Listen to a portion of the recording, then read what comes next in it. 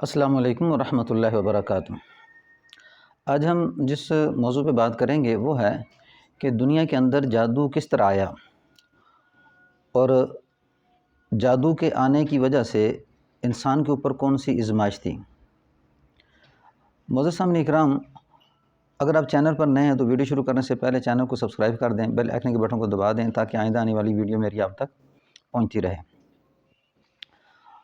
اصل اللہ کا ایک قانون قاعدہ ہے کہ اللہ بندوں کو آزماتے ہیں اور اس آزمائش کے بعد اللہ سبحانہ و تعالی نے جو نتیجہ رکھا ہے فَمَنْ زُحْزِحَ عَنِ النَّارِ وَأُدْخِلَ الْجَنَّةَ فَقَدْ فَازَ۔ انسان بڑا ناسمجھ ہے، وہ دنیا کی زندگی کو وہ سمجھتا ہے کہ یہی کامیابی ہے، وَمَا الْحَيَاةُ الدُّنْيَا إِلَّا مَتَاعُ الْغُرُورِ، دنیا نہیں ہے مگر دھوکے کا گھر۔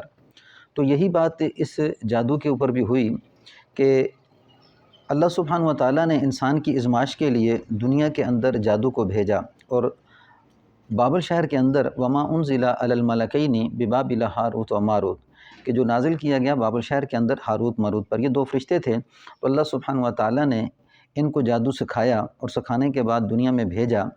ایک تو اس چیز میں فرق کے لیے کہ نبی کے ہاتھ سے جو چیز سرزد ہوتی ہے وہ معجزہ ہوتی ہے۔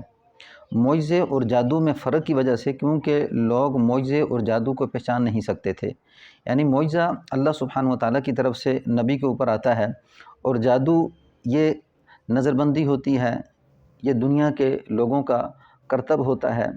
تو ان دونوں چیزوں میں فرق کرنے کے لیے اللہ سبحانہ و تعالیٰ نے کیا کیا، ہاروت ماروت کو یہ کہا کہ جو ہے تم ان کو سکھاؤ، لیکن کیا فرمایا، وَمَا يُعَلِّمَانِ مِنْ أَحَدٍ حَتَّى يَقُولَا إِنَّمَا نَحْنُ فِتْنَةٌ فَلَا تَكْفُرْ۔ ساتھ یہ کہا کہ بھئی یہ تمہارے لیے ایک آزمائش ہے، تم نے کفر نہیں کرنا، یعنی حکم یہ تھا کہ اس کو سیکھنا نہیں ہے، اگر سیکھو گے تو کفر کرو گے۔ تو اس آزمائش کو لوگوں پہ ڈالا اور لوگوں کو آزمایا کہ بھئی اس کو سیکھنا نہیں ہے، اگر سیکھو گے تو کفر کرو گے۔ جیسا کہ ایک دوسرے مقام پہ بنی اسرائیل کے اوپر جو حکم ہوا، تو اتوار والے دن یا ہفتے والے دن جو ہے نا مچھلیاں سمندر پہ بہت زیادہ آتی تھی، تو وہاں پہ حکم یہ ہوا کہ اب آپ نے مچھلیاں شکار نہیں کرنا۔ اب مچھلیاں لانے والا بھی اللہ ہیں لیکن حکم کرنے والے بھی اللہ ہیں۔ اب آزمائش یہ تھی کہ بھی دن جو مقرر کر دیا اس دن میں آپ نے شکار نہیں کرنا۔ تو اب جنہوں نے شکار کیا وہ ہیلے ڈھونڈتے رہے، اور ہیلے ڈھونڈ کے انہوں نے شکار کیا تو یہ گناہ گار ٹھہرے اور پھر ان کو صفاستی سے مٹایا گیا۔ اسی طرح یہاں بھی جو ایک جو ہے نا جادو، اس کو نہ سیکھنے کا حکم ہے اور یہ کفر ہے، تو اس وقت کے وہ نہ سمجھ قسم کے لوگ کہ جو اس بات کو نہ سمجھ سکے تو انہوں نے جادو سیکھنا شروع کر دیا، اور جادو سیکھ کے وہ کیا کرتے تھے، فَيَتَعَلَّمُونَ مِنْهُمَا مَا يُفَرِّقُونَ بِهِ بَيْنَ الْمَرْءِ وَزَوْجِهِ، وہ کیا کرتے کہ میاں بیوی کے درمیان توڑ پیدا کرنا سیکھتے تھے۔ اب یعنی کہ وہ سیکھتے اور سیکھنے کے بعد سب سے پہلا جو کام کرتے وہ میاں بیوی کے درمیان توڑ پیدا کرتے تھے، یعنی لڑائی جھگڑا پیدا کرتے، یعنی طلاق تک نوبت آ جاتی۔ تو یہ اس وقت کے لوگوں پہ آزمائش تھی، اور جو لوگ اس بات کو سمجھ چکے وہ تو اس جادو کے سیکھنے سے پیچھے ہٹ گئے، اور جو نہ سمجھ سکے وہ جادو میں پھنس گئے۔ اب یہ جادو کے ذریعے سے علاج کرنا شرعاً کیا ہے، حرام ہے اور یہ کفر ہے۔ جادو کے ذریعے سے علاج کرانا بھی کفر ہے، اور علاج کرنا بھی کفر ہے۔ کروانا یہ دونوں کفر میں داخل ہیں، اور جادو کے ذریعے سے علاج نہیں کروانا چاہیے۔ دوسری بات یہ کہ اس وقت موجودہ دور میں جس طرح علاج، ایک روحانی علاج میں قرآن حدیث کی روشنی میں جادو کا توڑ ہے، نظر کا توڑ ہے اور جناتی بیماریوں کا توڑ ہے، وہ اللہ نے خود وَنُنَزِّلُ مِنَ الْقُرْآنِ مَا هُوَ شِفَاءٌ میں ظاہر کیا ہے۔